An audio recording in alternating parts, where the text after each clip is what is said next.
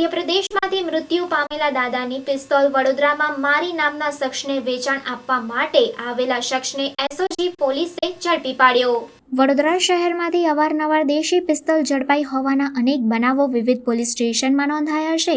old Padra road પર આવેલા bankers heart હોસ્પિટલની પાછળના રોડ પર મધ્યપ્રદેશથી સુનિલ બામણિયા પિસ્તોલ લઈને કોઈકને આપવા માટે આવ્યો છે તેવી બાતમી